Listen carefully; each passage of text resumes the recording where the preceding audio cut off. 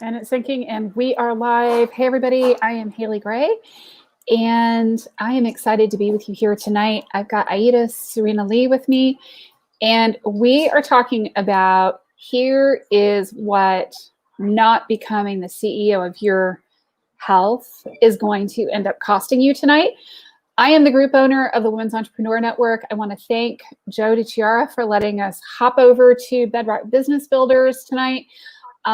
And we are also in the Profitable Marketeer, and we're in a couple of different groups. I'm so excited to be here. Aida, welcome. If y'all are on the live, give us a hashtag live. If you're on the replay, give us a hashtag replay. Let us know that you are here and that you are seeing us and catching this live. Please post your comments, and we are going to interact with you as much as we can. So welcome, Aida. Welcome. How are you? I'm doing great. I'm excited to be here. We were having a really, really impassioned discussion before we got on here because you were telling me about your experience with your family getting COVID and how important that self-advocacy and becoming the CEO of your own health and your life truly is. So can you give us like a brief rundown of what all happened with your husband? Because this is like crazy talk, and this is the perfect example. And I've got similar stories with my own family, my own daughter. But tell us about like what happened with your husband. Yes, it was a crazy year. Like I was telling her before, my aunt and uncle passed away of COVID, and then I have my father-in-law passed away COVID. Then I have COVID. Then my husband was having symptoms of a UTI. Went to his doctor. The doctor gave it an antibiotic for his UTI. UTI is a urinary tract infection, and he got an adverse reaction to the medication, which means that his muscles started to break down. Okay, and that's called I forgot the name of the term when your your muscles are breaking down. It's myelitis, something like that. So it's breaking down the muscles. So the muscles were breaking down so bad that you're supposed to have in your CK, that's the parameter that you measure the breakdown of your cells, of your muscles, because everybody, we are continually changing cells. So everybody's supposed to have some kind of muscle degradation, which means that you're supposed to have less than 200. And my husband had 19,000 when he got to the hospital. Wow. So the medication really caused a really nasty, nasty effect. Yes, it shut down the toxicity in his body was so high that it shut down. The liver couldn't clear up, nor the kidneys. It shut down. He was in totally kidney failure, and his livers was in the thousands. The enzymes it was on the thousand. When you're supposed to have less than 100. Okay, so they decided they need to do rapid dialysis for him and everything. But the key is that before he went to the hospital, he had 2 negative COVID tests. Right, because you had already had it in your house. Yes. So they were making sure that he didn't have COVID. Exactly. So he had it like a week before he went to the hospital, and then 2 days before he went to the hospital, he had the second test done when I came back positive. Okay, and it came back negative. It came back negative the day after. But at the emergency room, they did one, and they said that it was negative. Well, the key is that he fainted and everything when they were doing the procedure for the first port, the little one that they do for an emergency that they think that they can clear everything in 3 days. That is not a port, it's just a little thing that they put through your neck. So they did that one, and he fainted, and they had to take him upstairs. So when they took him upstairs and he wake up the next day, he tell me that he's in the COVID floor. And I'm like, how can you be in the COVID floor if you are not, if you have 2 negative? Test. Right. If you're not COVID positive, why are they putting you on the COVID floor with a COVID positive roommate? So that you're not even in a separate room, which that just kind of boggles my mind because COVID is so insanely contagious. And you have different strains. You can have a mild. Exactly. And there's then multiple strains of COVID. And then you're worse. Well, and you can catch it from each other too, because you can have 2 different strains of it and you can catch it. I mean, my daughter has already had COVID and she's antibody positive, but we still have to watch catching it because she could catch another strain of it because there's multiple strains of it out there. So they go and they put him in a room with another patient that is COVID positive on the COVID floor. Exactly. And by then they already got 3 negatives. The first one that he did, the second one that came the day after they got there, and the one in the emergency room. 3. So I'm fighting with them through the phone, okay, advocating for my husband. I feel sorry for the people that doesn't have nobody that knows medicine, nor had somebody that can advocate for them. But I'm in the phone here, sick myself, going through COVID, okay, in the phone, fighting with the hospital to recheck the test. And they're telling me that they're not going to do that until 6 days. They do it every 6 days. And I said, how can you wait another 6 days when you know that when I'm telling you that he got 3 negative? And I even made the health department fax the test to you. Right. You know, so at that point, you have an emergency one that it said that it was negative. Right. And the emergency room also said it was negative. Exactly. So, I think maybe they made a mistake or whatever. That doesn't make no sense. It doesn't make no sense. I need you to repeat the test. They didn't want to repeat the test. It took me 3 days for them, fighting with them, for them to repeat the test. I was telling them, yeah, if you wait the 6 days, by then he already got the COVID, and you're gonna get your extra money, because do you know that they get when they coding for payment for Medicare and stuff like that, they do get a bigger allowance when the person have COVID, and then a bigger allowance if the person get intubated and going to the right, because it's a higher level of care. It's an infectious disease. They have to do the disease. Exactly. It's just they're providing more services, so of course they're going to get paid more. Exactly. So of course, if the person come up without it, but they sit there for a few days, you're gonna get it anyway. So it's gonna be okay that you put that diagnosis there, because they're gonna get it anyways. So I had to fight with them to finally they decide to do the test. When they do the test, that same day my husband go to get a surgery to get a permanent port for permanent dialysis. Okay, and then when he was in surgery, the results came back negative. So I'm thinking that they're gonna get him out of the surgery and put him in a regular room. No, what do you think that they did? They put him back into the COVID floor. So here I am again, fighting over them to get him out of that COVID floor, to get him out of the COVID floor. I couldn't do it. So I called my daughter. My oldest daughter is an attorney, and she worked for the malpractice department in her firm in Tampa. She called the hospital, okay, and she cleared up. And in 5 minutes after she called the hospital, they have changed him to another room. After that, they did the test 3 more times, okay, and they all came negative. All come negative. Now the problem in the hospital doesn't stop there. That's why when people tell me I think I got COVID and I gotta go to the hospital to stand, I feel like, oh my God, Lord, please allow them not to have it, a real bad way. They don't need to go to the hospital, because the hospitals, one, they have too many people there to take care of. Mm-hmm. Okay, and if you are not there to advocate for your patient, or the patient cannot advocate because they're not in a condition physically or mentally to do themselves, they're not going to take care of you the way they are. And I'm not saying that they're not doing a good job. I'm not saying that the doctors are not doing a good job, but they are overwhelmed. Mm-hmm. So if you're not there pushing, then they're going to be more taking care of the people that are pushing, and then the other ones, they have a protocol that they follow. The squeaky wheel gets the grease. And I mean, I've experienced this with my daughter. I mean, unfortunately, this is not just COVID. I will say the squeaky wheel absolutely gets the grease. I mean, I've lived this for the last 5 years with my daughter with psychiatric issues and neurological issues and everything else. And I want to say hi to everybody who's watching and give us a hashtag live. And hey, Bethel Casey, welcome. Glad to see you guys here. So share your stories of needing to advocate for your health. Then what happened was that goes through, they go to a regular floor, but things don't finish there. Let me tell you, while he was on a regular floor, then he was there about 2 weeks, and then I got better. I waited until my test come negative, and then after that, I waited another week or so to make sure that I'm completely clear so that I can go and visit my husband. I go and visit my husband into the hospital. That very first day that I go and visit my husband, I help him take a shower. I mean, he was able to take the shower by himself.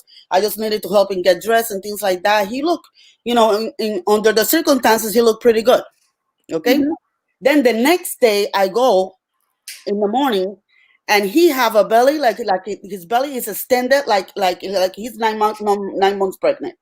He got diarrhea. He got a stomach ache. He cannot get out of the bed. He's shivering. Okay, and it was the day that he's supposed to get dialysis. Was he running a fever? let me tell you this. I said to the nurse, he's running a fever. I need you to take his temperature. No, maybe he's cold. Because when I got there, they were doing dialysis.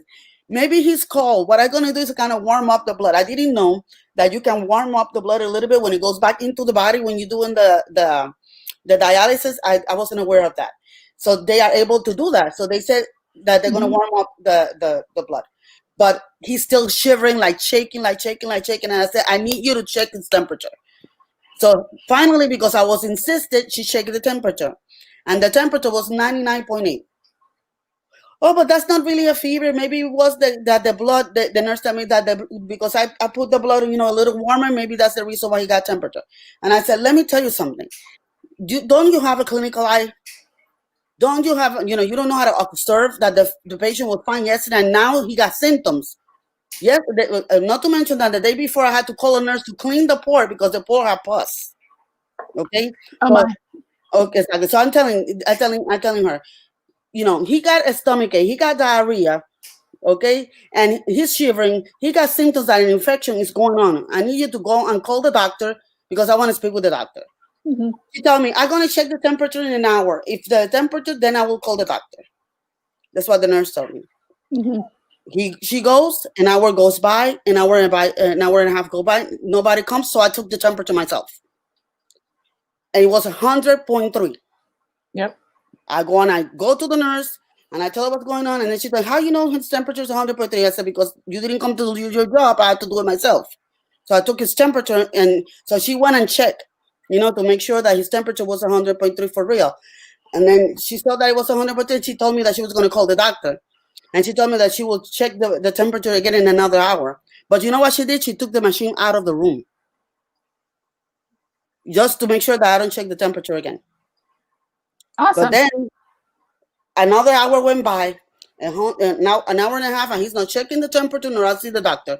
And my husband's still shivering. So you know what I did? I went to another room, pick up the machine, no room that was empty, pick up a machine, came back to the room, took my husband's temperature. At that point was 103.1. Okay? I marched myself to the nurse's station and I told her, I'm not moving from here until you call that doctor and you put her in speaker right now. So she called the doctor and I explained to the doctor and I said, doctor, listen, yesterday he got pus. He could have sepsis, sex infection because the pus could bring, the blood could bring pus inside and cause a sepsis infection. He could have C. diff because he got diarrhea and his stomach ache. And, that's a very nosocomial infection that you can get in the hospital. Another thing is that my husband have history of diverticulitis and he have a stomach ache and his belly is inflamed. His immune system is lowered, that could flare up. So he need a CT scan for that. He need a culture of the stool and he need a culture of the blood. And all that she said, the doctor said to me was, okay, I'm going to call infectious disease. She didn't even want to say nothing. She didn't even order anything. When the infectious disease come in, what do you think that the infectious disease order? Exactly what I told them to order. Of course. And my husband did have the diverticulitis flare up and he did have the C. diff. Thank God he didn't have infection in the blood. Yeah, that's crazy stuff. I mean, that's really scary stuff, and Elizabeth Frederick says I had to advocate for my health when I had a hysterectomy. Sometimes you have to take time to take care of it. Yeah. And sometimes, it's really hard to get the doctor to listen to you to do what they need to do. I mean, I think a lot of times patients die because the nurses aren't paying attention. And then we have our systemic, just assuming that, maybe this patient doesn't know what they're talking about. Oh, this one speaks with an accent. Oh, that one's whatever. They may not know what they're actually talking about. And that makes it twice as hard.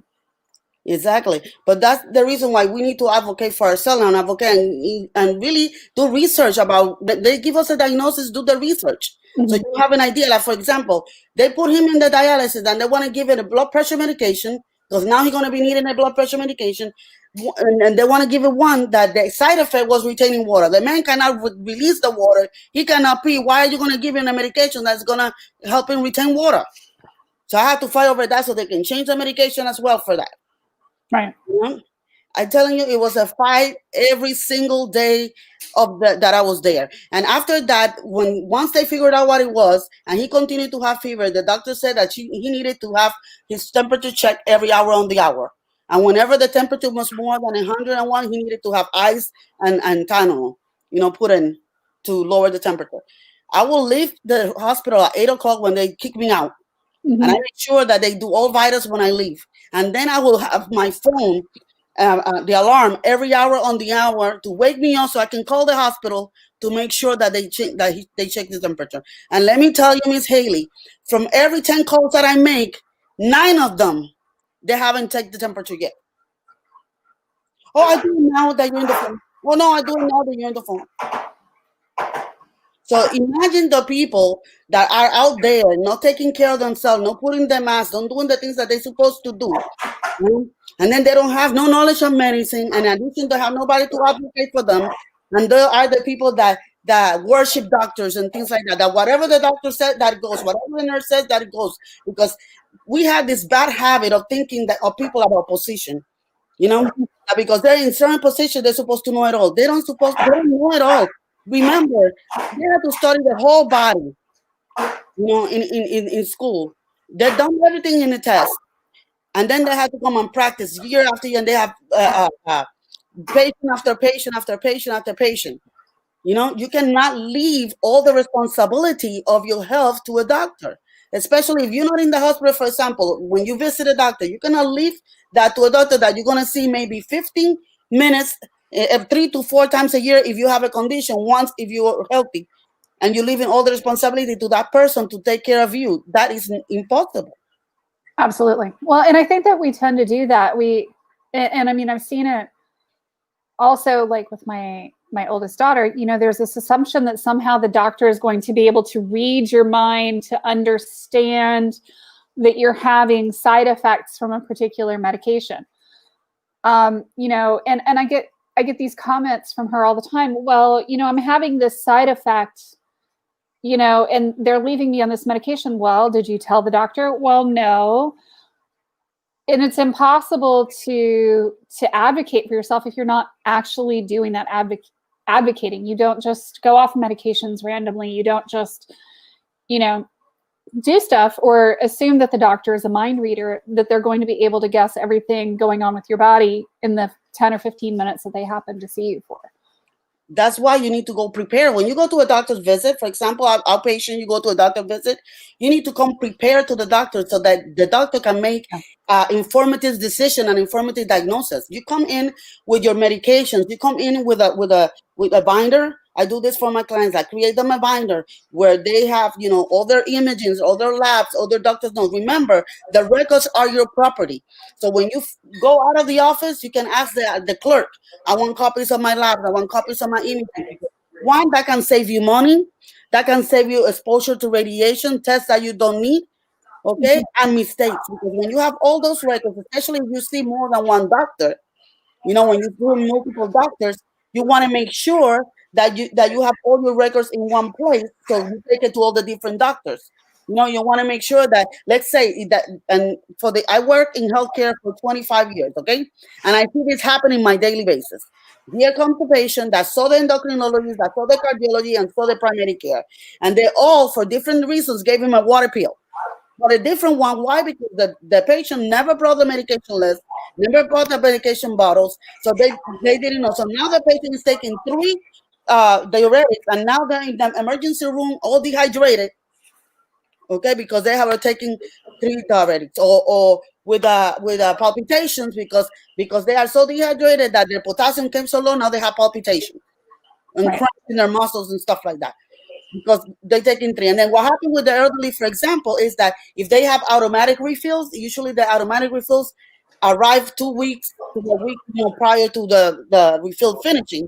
So what happened? Remember, the pharmacist, especially if you're buying generics, the pharmacy is buying from the manufacturer that sell it to them the cheapest this month or this year. So it could be that this month your medication is round and white, and next month the medication is square and blue, and it's the same medication. Right, but it may be a very slightly different formulation. That exactly, the active ingredients is the same, Okay, the active ingredient the same, but then the formulation, the coating, blah blah blah, all those pretty things that they do, it might be different. But then the patient think that that's a different medication, so they taking the same medication twice because Yeah, they and see they may that be getting medication from 2 pharmacies too. they're getting it from 2 pharmacies. So those are the things that you can avoid if you bring all your records. So, for example, you went to the cardiologist, and the cardiologist already did a echocardiogram, and now you go to the primary care complaining to palpitation, but you know that you did last week an echocardiogram, and you have a copy of the results, then you can take it to your primary care, and then he can tell, well, it's not this because the echocardiogram looked good. So one, you save the money, you save the exposure of radiation that you're gonna get.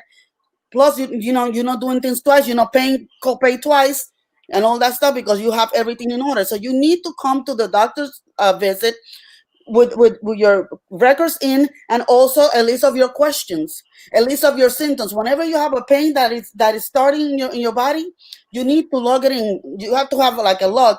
Okay, I have the pain, and then from 1 to 10, how is the pain? I got the diarrhea for 1 to 10, how hard it is, whatever. You need to have that log so you can explain that to the doctor. So the doctor, sometimes, depending how long you have it, how strong you have it, what type you have it, is the diagnosis that the doctor is going to come up with. So you need to come up with as much information as you possibly can. Remember, there's a saying that I always say, and this is like my motto. It says, the doctor is responsible of your sick care. You are responsible of your health care. Absolutely. So the medicine, and I'm not saying medicine is bad. Don't get me wrong here and saying that medicine is bad, because medicine is excellent to rescue your body from injury or trauma. Okay, my husband was having trauma right there. His kidneys was shutting. His liver was shutting. He needed to be in the hospital. Okay, right. He needed to be taken care of by them. He needed the drugs that they gave him when they gave him the correct ones. He needed all that. You see, but the key with medicine is not suitable to treat or to maintain chronic conditions, because what they do is they don't individualize. They treat everybody. They have a protocol for everything. If you are, for example, if you're diabetic, every diabetic is going to start with metformin. Then if the metformin is not enough, they're going to give you glipizide. If the glipizide is not enough, they're going to give you something like Januvia, for example. And then after that, you're going to start with some insulin. Long-acting insulin first, and then if that doesn't work, then they're going to add up the short-acting insulin. That's the rhythm for everybody, no matter how you came up about having Right. diabetes. You can have diabetes because you have too much cortisol, and now you are stressed, and the stress is causing oxidative stress. Oxidative stress is when you have so much free radicals that your cells oxidize. When the cells oxidize, the cell deform. And because the cell deformed, now the little garages where the insulin dumped the sugar is no longer accepting the insulin. So now you have insulin resistant. Or it could be that you are inflamed for some other reason, because your gut is not good. For example, let's say your gut, you're eating too much gluten, and now you have breakdown in the cell wall of the gut, and now particles of your food are coming out. So your immune system is attacking and causing inflammation. Okay, now when it causes inflammation, it will swell up around the epithelial cell, around the cells, now blocking also the entrance of the insulin. So that's another reason why you might be insulin resistant. There's many reasons why. You might be producing too much insulin. And you're not doing enough exercises to burn out, and the cells are saying, well, I don't need all this insulin. So the cells start blocking, and at one point you get into a point where the cells block it anyways, even when they need it, because they are used to always blocking. So if they would treat all the different reasons and treat people individually as what is the reason and the root cause of your disease, it will be different. But what medicine does is that it's a band-aid for everything. And then not only that, is that they treat the condition, they treat the body, they don't treat the cell. Well, and they're not treating the individual. Exactly. And as Dr. Flo said, it's an important conversation now more than ever. It's vital to be proactive and take responsibility for your own wellness and health. Yeah. And I mean, especially right now, I mean, always, but even right now, while we're dealing with COVID, especially, I mean, you don't want to be making extra trips to the doctor or having to make random ass trips to the emergency room. I mean, I don't think any of us want to be sitting in in an emergency room or waiting, to be going into an emergency room. I mean, especially not, well, it's anywhere in the United States for sure, but a lot of places. And I mean, that proactiveness and that education about what's going on with our bodies is so important, because I don't think, doctors really aren't going to take the time to educate us on, well, this is what's actually going on with your body. They don't have there's more duct tape going on. Sorry, my kids are in the background wrapping a present for a friend. How many layers of duct tape are we on?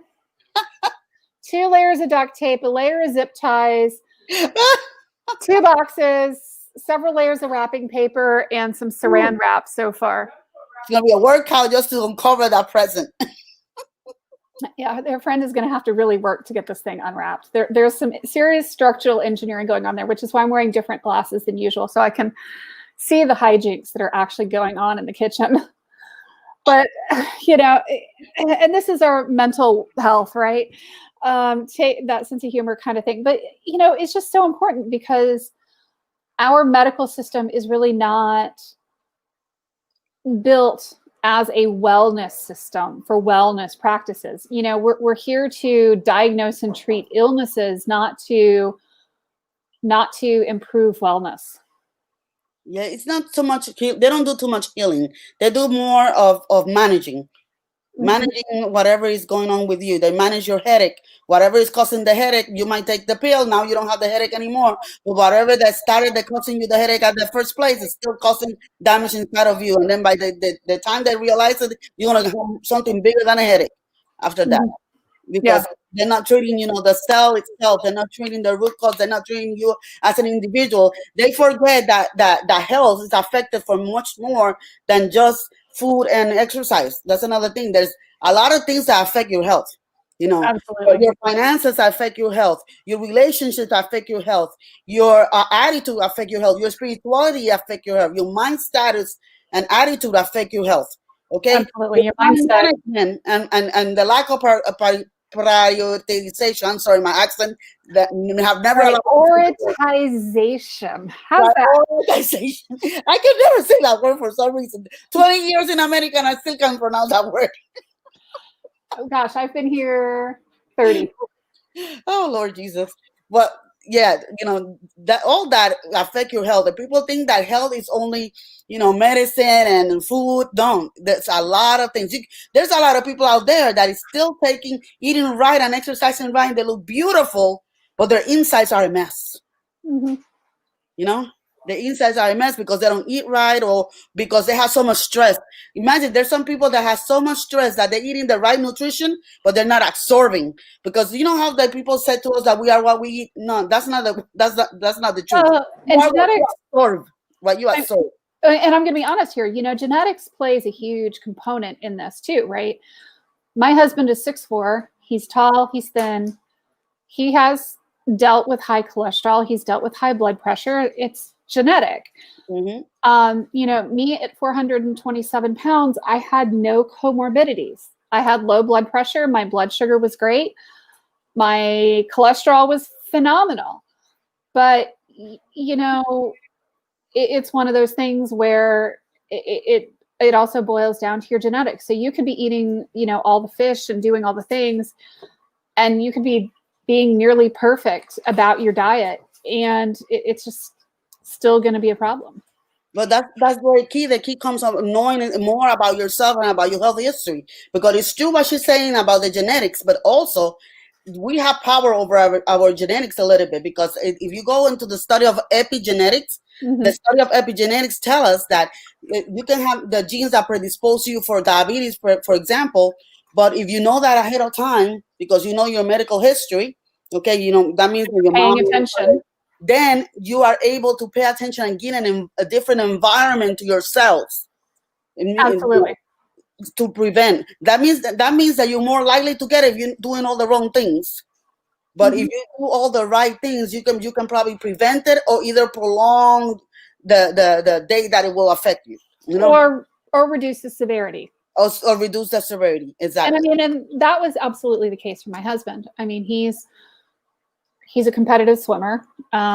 He's in his 50s and he swims competitively. He rides his bike. He works out several days a week, and he was able to prolong, how long, and keep his blood pressure low for many, many, many years beyond when, you would have expected him to have to go on to medication. And it's just that eating right, exercising, paying attention to what and how you're eating, because we are what we eat. Food is medicine. Exactly. Food is medicine, and giving yourself you don't go onto your car and you give him water with sugar. No, you put gas, so the car run the way it is. How come we do that? We put water and sugar to our bodies, and we want it to run good. All these sugary drinks that we drink. Let me tell you, to make matters worse, when going back a little bit to my husband's study, once he came out of the hospital, okay, and we went to the outpatient, the dialysis center. I go to the first day. I go to the outpatient dialysis center. And I stand there, and they have a snack bar for the patients there.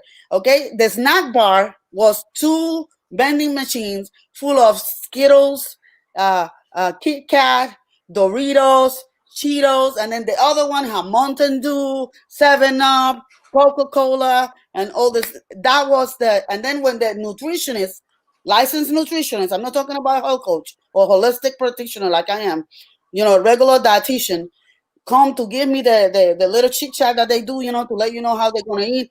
Oh, that's okay that they can eat that because they're gonna they're gonna do the dialysis anyway, and they're gonna take all the garbage. They don't understand. Did you know that the garbage is not gonna come out, because by the time that you draw all that blood out, they already metabolized the food had to break down, need to be metabolized, need to be absorbed to get into the bloodstream. By then, they're already doing damage into your gut, damage into your cells, okay? And all you're taking out is the excess. Right. Yeah, no, you're not really. And I mean, and that's one of the crazy things to me is that we, even if I used to donate blood regularly until I couldn't anymore. And, what do they give you every time you donate blood? Oh, here's a Little Debbie snack cake. And of course, me at the time, I love my Little Debbies, and I would still eat one occasionally now, but I kind of am like, I look at it and I'm like, why are you giving me junk to replenish my body after donating? I feel that they do that because this is only my opinion, people. Don't take me as this is it is, but it's just Aida Cirino Lee opinion, okay? My opinion is that this is just a money-making machine, okay?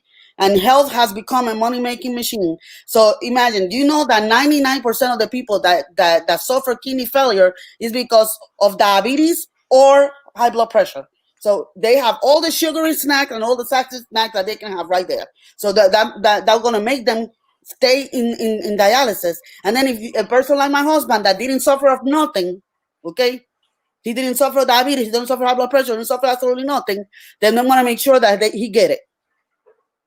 Because, but the good news about all this is that my husband, I put in a very strict diet, a renal diet with low protein, and you have to be very careful when they're in dialysis with the potassium, the phosphorus, and the amount of calcium that they're taking. So I was counting every calorie that he take in, everything that he take in, and I did it very strict. He, within 3 months of coming out of the hospital, he was out of dialysis. Out of dialysis. He's not back to work yet because what happened that he lost so much muscle. My husband used to be, because he used to work in the Delta, and as a ground server, he's the one that helped change the tires, help gas up the plane, wake the plane, and then when he stay overtime, he will help with the luggage. He got an upper body. The legs were strong because of the much walking, and then his upper body was built because of all the lifting. He'd been working there for 36 years. So believe me, he lost all of that. It's like jelly now because he lost all that muscle. So now he's taking. And it's amazing how fast you lose it. Mm-hmm. And plus, when you do the dialysis and they take water out, they also red blood cells come out. So his hemoglobin went really, really, really low. So they were waiting to see. He's still low in the hemoglobin, but it's coming up every single time they do a test. So that means that it went low because of the dialysis. Now that he's getting dialysis, little by little, he's recovering the hemoglobin. So he's doing much better, but that's because we are watching everything. Me myself, as an example, I suffer of high blood pressure since I was 12 years old. Okay, I was diagnosed with high blood pressure. I've been taking pills for high blood pressure ever since then. When I was a teenager, I didn't take care of myself like I supposed to. When I was in my 20s, I didn't take care. At 30 years old, I suffer a major stroke. All my left side was paralyzed. That's why you hardly ever see me without any eyeliner, because otherwise you can notice an eye. And sometimes when you smile, you can notice a little bit that I'm like sideways. I'm not like straight. It's because of that. And I don't have that much strength in my left hand. But when I decided that this is it, because every single time I went to the doctor, it was another pill and another pill and another pill. My body will get used to a pill where my body become resistant, and then they give me another pill. At one point, I was taking 19 pills a day. 19 pills a day. I look like a drug addict, okay? Because the medication for blood pressure, they just put you down, kind of, Not only that, I gained so much weight. I was on almost 300 pounds. Oh, wow. And that's just like because you were poofing up and blowing up and inflammation and all of that. Everything was going on. My blood pressure was going crazy. I was pre-diabetic as well. And when I decided that this is it, something got to give here, something had to change. Then I went and I started researching into holistic, into natural, into functional medicine, Ayurveda, all kind of different acupuncture, all kind of different modalities. And that's when I changed the way of doing things. Mm-hmm. When I change the things of doing things, I see the change in my body. Absolutely. I'm not skinny, but I was 298 and now I'm 210. That's a huge improvement. And for me, that's like, now, I used to use like 22 on clothes, and now I use size 14. So for me, that's like, I'm feeling excellent. And I'm taking only one pill for my blood pressure right now. Only one pill. Yeah. It's amazing what that'll do for you. I mean, and I've gone through a similar weight loss journey. I've lost more weight, but I'm, ending up in a similar range to you. And yeah, that, the difference in your body and your function and the mobility, it's not about being thin. For me, going through bariatric surgery was never about being thin per se, but it's that, being able to do stuff that I couldn't do before. And I'm a coach that I'm not a weight loss coach. Okay. So, most of the coaches that you see out there, they're all about weight loss. I'm not nothing about weight loss. I'm about getting you healthy. And as you get healthy, you're going to see that your reward is going to be that you're going to lose some weight. Now, if you want to get into an ideal shape, then after you do my program, then I transfer you to a weight loss, to a fitness coach or a weight loss coach that will, intensify into that area. But my concentration is to help women's entrepreneurs to control, prevent, and reverse chronic diseases. Yep. Because people, especially our ladies here in Women Entrepreneur Network, if you want to be able to do all the dreams that you have and all the projects that you have for your business and be able to be productive, you need to be healthy. Right. Because if you're not healthy, you're not going to be able to be productive. When you are sick, the only thing you can think of is how to feel better. You cannot think of your projects. You cannot think of your business. You cannot think of your customers. You cannot think of in the life that you're going to do next, on how to take care of your group, or how to post that. You cannot think of anything else but how to get better. Yeah. And then when you are not, maybe not completely sick, but, fatigue and bloated and all those first signs that give you, that the body give you to tell you you're inflamed, you need to change the way that you're treating yourself, then you are lacking the energy and the motivation to do the things that you need to do for your business. Absolutely. So it is essential for our business to take care of ourselves. First. It won't be a business if you don't take care of yourself. Exactly. It's not. Let me tell you. I'm telling you is the truth, because all this year that I went through, all these things that I went through, I had to concentrate into family, and all the time that I had to concentrate onto family, I had to let go of my business for a while. Mm-hmm. I'm like re-energizing again right now. Yeah, absolutely. And I mean, same. I mean, I will tell you exactly. So it is essential. And then another thing that I say to my entrepreneurs, that now that is the end of the year and you're preparing yourself for next year, and everybody's closing the quarter and preparing for the first quarter of the new year. When you prepare for that quarter, you have your calendar open in your desk. there's three things that you need to make sure that they are plugged in your calendar first before you put any task, any project, any posting, or anything else for your business there. Those three things are your spirituality, God time. For me, it's God time. Whatever your spirituality look like, meditation, yoga, whatever the your Whatever your thing is. yeah. For me, it's prayer. For me, it's my devotional. For me, it's worshiping. And I combine that with my exercise because I love doing that while I'm walking. So I'm walking and I have my radio on and I listen to my devotional. Then I listen to the word of God. Then I listen to my worship while I'm walking. And that's how I get that part done. So it's important for you to do that. Why? Because once you are spiritually strong, spirituality is what tell you who you are and give you the power and the strength and the vision of what you want to do. And when you know who you are and that you are capable and that you're enough, then you are more motivated and you have more confidence in doing the things that you need to do for your business.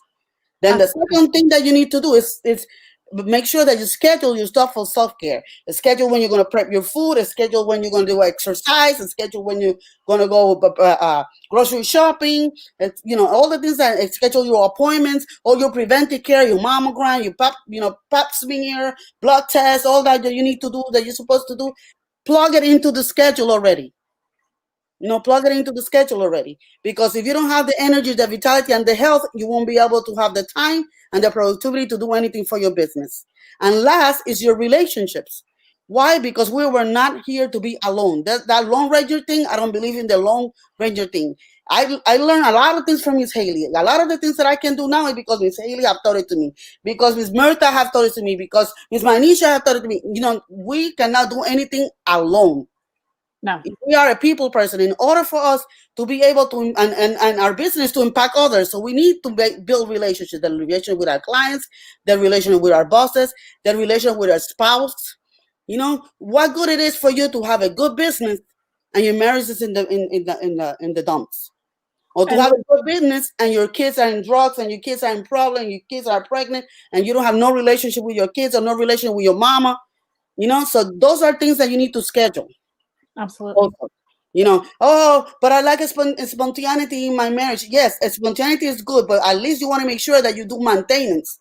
So that one day a week, that is a regular scheduled one, you make sure you put it there in your calendar.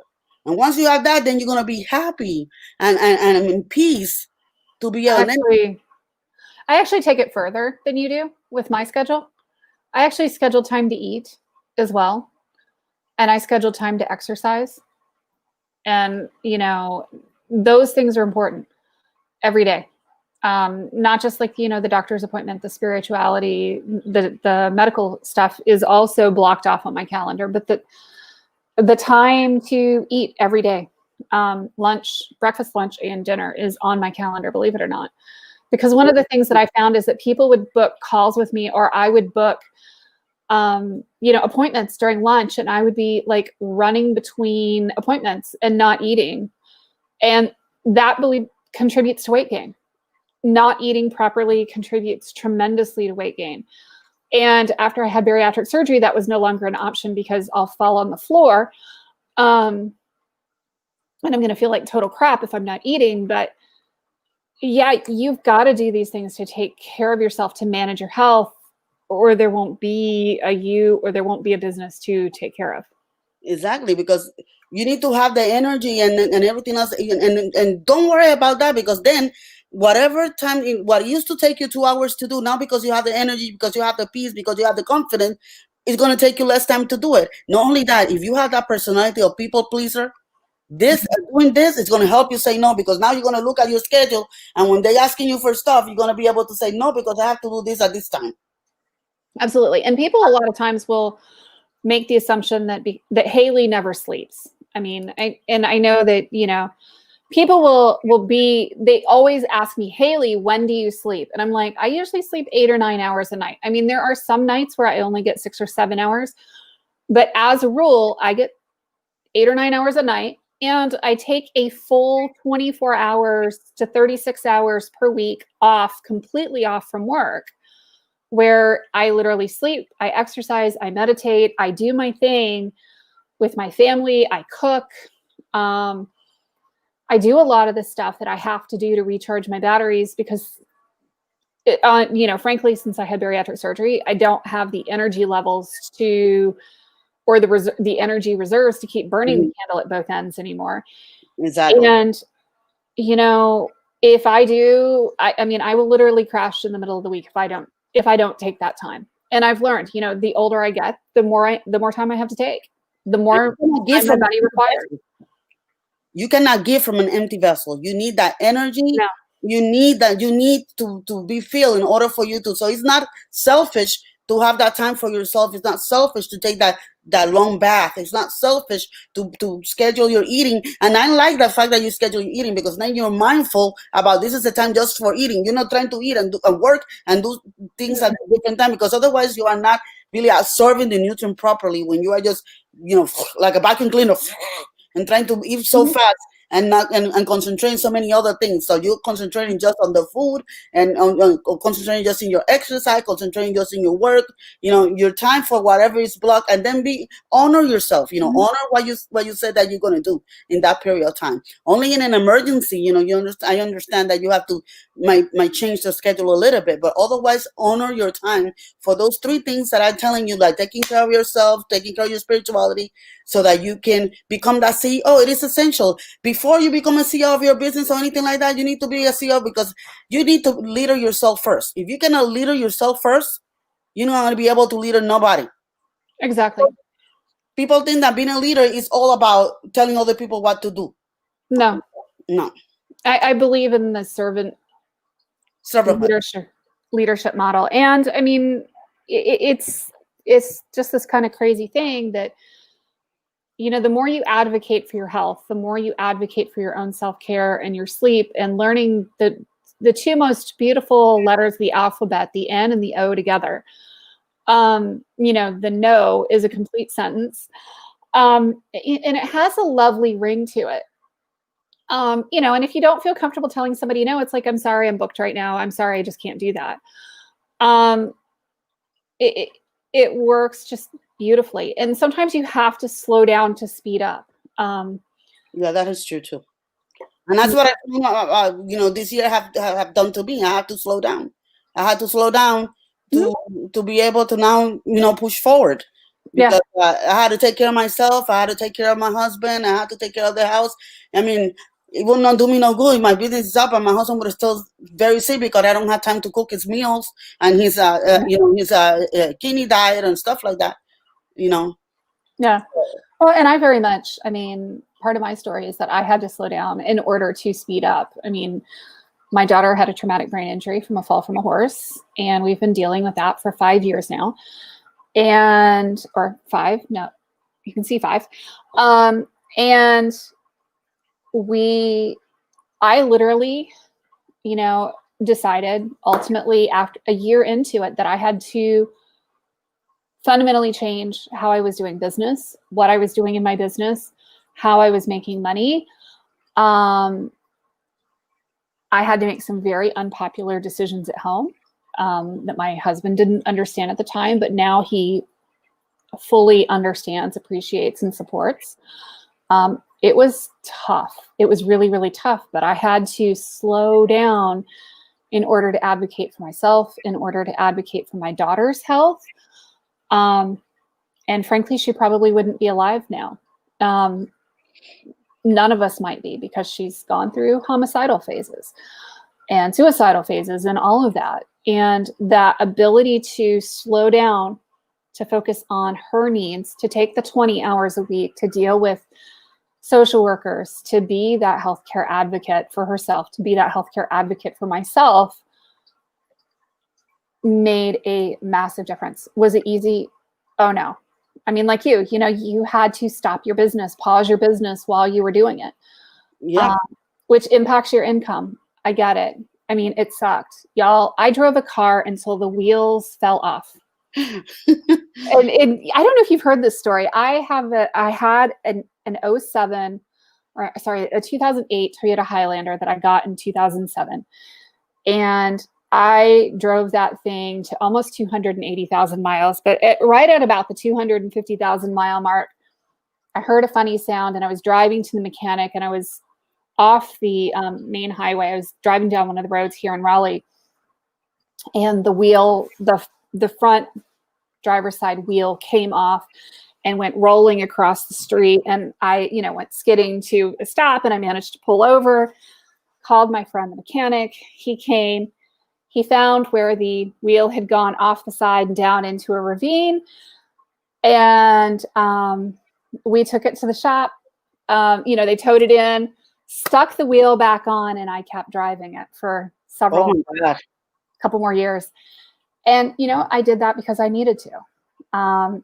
Totally crazy. So now I will never again say that I will drive a car until the wheels fall off.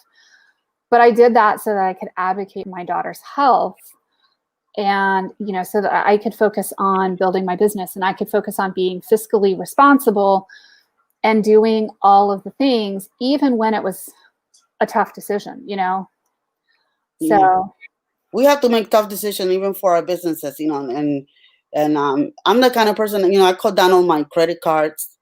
We paid off bills just to make sure that we can do with a little income if things didn't go well. So because of that, thank God, I was able to, I had it tough. I'm not going to tell you, but I also have people that help, and I want to thank everybody that did help, even people here in the group and everything that lend a helping hand. But if it wasn't for the decisions that I make, I probably wouldn't have a roof over my head right now. Absolutely. But because I did that, then I was, with the little money that came in, I was able to pay mortgage, light, and groceries, which is the most important things, and keep those things on, because I no longer have car payments. I no longer have. I only have a student outside of the regular bills that everybody have, light, water, gas, whatever. The only payment that I have that is outside is a student loan that I still pay. That's it. I call out credit cards and I pay it off. I paid off my cars, and like you, I'm gonna ride it until I know that our finances are much better. And ride it into the ground. I did get a new car this year, but it was time.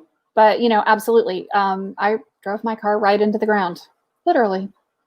And the good thing is that now, especially with the pandemic, I don't go out much because of everything that is going on and everything. So, and all my business is done through online. Only like lately, I had a client that I actually went to do prep food at her house. Locally, a local client. I do that for the local client that is here. That I prep their food and stuff like that when they're in one of my programs that I have. That's cool. But those are the ones that are local. That are diabetic or things like that. So I will go and prep their food at their house and stuff like that. But otherwise, I do everything here, from online. So that way I don't have to be so much exposed outside, with the COVID and everything. After everything that happened, I am serious about, you taking care of yourself. Even for Thanksgiving, I have some family come over for Thanksgiving. And I found a place here locally that was doing the rapid test. And I make everybody do the rapid test. Okay. And then because my mama is 80 years old. And when I told my mama I will take her food at her place because she lives in a retirement community, she told me, no, I'm 80 years old and who knows when I'm going to see my grandkids again and blah, blah, blah, blah. So I'm going to be there. I don't care if I have to dress like an astronaut, but I'm going to be there. So since she's going to be there, I had to change protocol. So I have people eating. I have my mom eating in my room. When it was time for her to take out the bath to be able to eat and stuff, she went by herself in my room to eat. Yeah. No, you do what you got to do. So who are clients that are good? Who is a good client for you? A good client for me is it's anybody that want to improve their health. People, especially, they're suffering of any chronic diseases like high blood pressure, like fibromyalgia, like diabetes, have back pain, they're bloated, they're tired, they're fatigued, and they want to change their way of eating. They want to do something naturally because I don't do nothing with medication. It's all naturally, and they want to change their lifestyle completely and become that CEO and take control of their health. Those are the people that are, and my ideal clients are women entrepreneurs, because I know these are women that have dreams that they want to fulfill, and in order for them to fulfill it, they need to be healthy. They need to have a long, vibrant life. And in order to do that, they need to be healthy. So I'll be here for them to be able to do that. And people, you can find me here now every Tuesday at 4:00. I always bring a teaching here on Tuesdays on how to become the CEO of your health. And you can also find me in my group. It's called Biohacking Tools for an Everlasting Health. Biohacking Tools for an Everlasting Health. And the name of my business is RX for an Everlasting Health. Every letter in the word everlasting represents a parameter or a pillar that you need in order for you to stay healthy. So if I go real quick before we finish here, the E is for exercise, the V is for vision, the other E is for environment, the R is for rest, the L is for love and relationship, the A is for attitude, the S is for spirituality, the T is for time management, the I is for income, the N for nutrition, and the G for goals. Everybody always asking me why I for income is because people don't understand how essential it is for you to know how to manage your money. Absolutely. Especially now during the pandemic, that possibly most of you, your income has changed. You know, how many of you have lost their jobs or the income has changed because they lower hours? If you don't know how to manage your money, no matter how little or how much they come, especially you woman entrepreneur will not be able to continue your business if you don't know how to manage your money. Especially woman entrepreneur, because they have a month that is 10,000. Oh, I'm gonna go into a shopping spree. No, honey, no. Yeah, You need we to know wish. how to manage. You need to know how to manage your money so you have enough to pay everything that you need to pay and For the sustain next month when you make $1,000. Exactly. And I've done that. I have moments like that myself.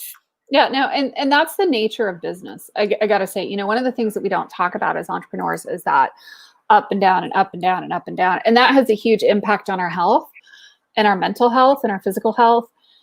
And learning to manage the finances piece and the health and the shopping and the flow and the ease of all of it is super important. Yeah. Cool. Not to feel that because you got this lump sum right now, you have to make sure that you stretch it. And you still, prepare yourself for retirement and still prepare for your child to go to college and still, pay the bills in the house and all that stuff. So you need to know and diversify and have more than one thing. I have more than one business. Absolutely. I love it. I do networking. How you said, the like networking sales. Mm-hmm. But what the product that I sell is very relatable to my business. So network marketing. Yeah, network marketing. So it's very relatable to my business. So sometimes I use it as, let's say I have a program where I put everybody into that, and the price of the pill is already in the program. So, Yep. Very cool. Thank you so much. Everybody check out Aida's group. It is the, repeat the name of your group, please. Biohacking Tools for an Everlasting Health. Biohacking Tools for an Everlasting Health. Okay, guys, go check it out. We will talk soon, and we're going to go ahead and sign off for tonight. It's 11 p.m. Eastern, so Merry Christmas and have a great night. You too. Merry Christmas.